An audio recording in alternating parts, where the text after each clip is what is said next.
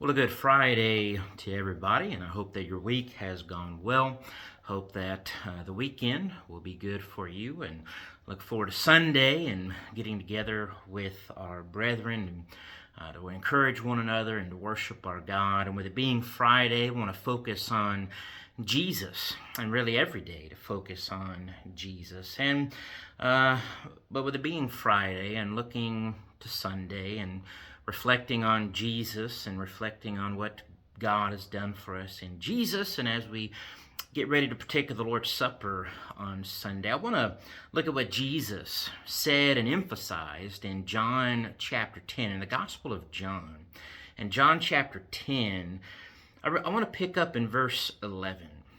In verse 11, in this context, Jesus began to use an illustration of sheep and a shepherd, and how sheep, follow the shepherd, and Jesus is the door of the sheep, and we've got to enter in through Jesus. And then in the latter part of this, he goes on to talk about how he is the good shepherd and how he gives his life for the sheep. Notice verse 11. He says, "I am the good shepherd.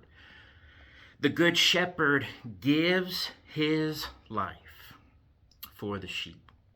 That's important. Jesus says the good shepherd gives his life, is willing to give his life, to die for the sake of the sheep. He goes on to say, "But a hireling, he who is not the shepherd, one who does not own the sheep, sees the wolf coming and leaves the sheep and flees. And the wolf catches the sheep and scatters them." So a hireling, somebody who does not care about the sheep, as he says in verse 13, the hireling flees because he is a hireling and does not care about the sheep. And if he sees a danger, he sees a wolf coming, the hireling, he's gone. I mean, he's getting out of there. You can have the sheep. He's not going to stick up for the sheep. He's not going to fight for the sheep. A hireling is not going to willingly give his life for the sheep. But Jesus says, verse 14, "I am the good shepherd, and I know my sheep and am known by my sheep," or by my own. "As the Father knows me, even so I know the Father."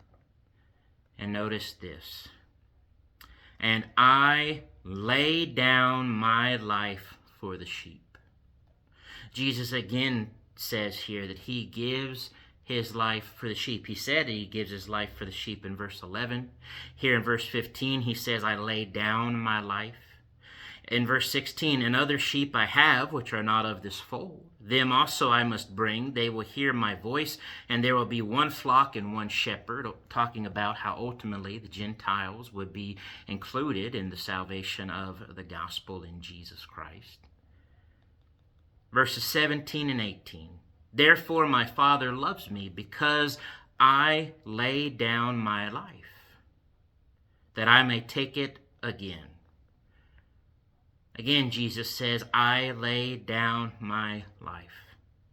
And then he even says, verse 18, "No one takes it from me."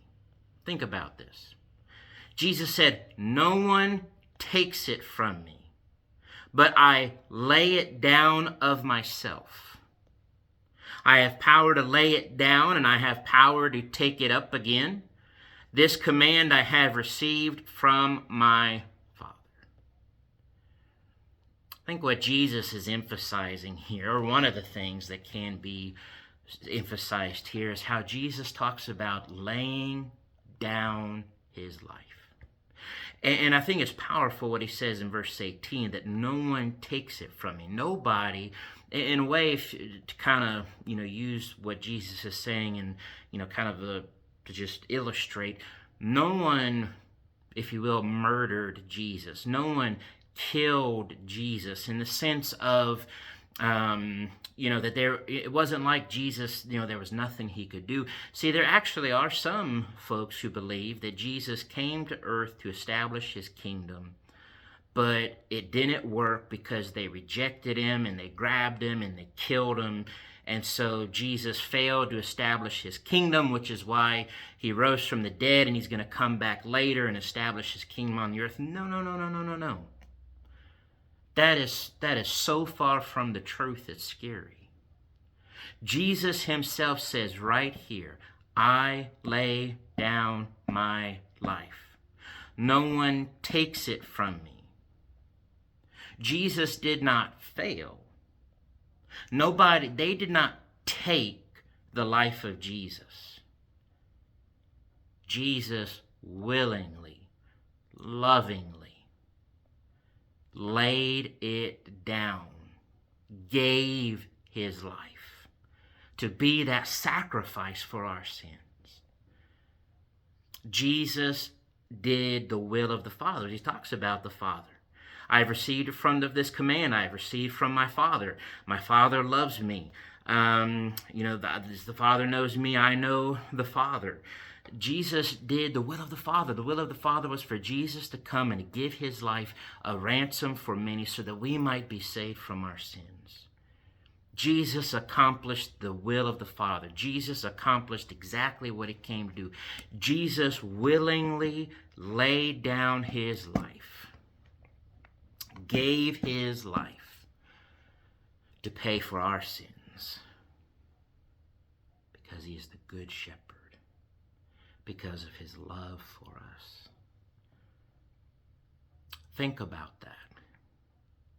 Think about Jesus and how he willingly, lovingly came to this earth, lived as a man, laid down his life to suffer and die a horrible death so that we could be forgiven of our sins. And thankfully, he was raised from the dead to bring about new life for us, that we can die with Christ, we can be raised with Christ because he gave his life.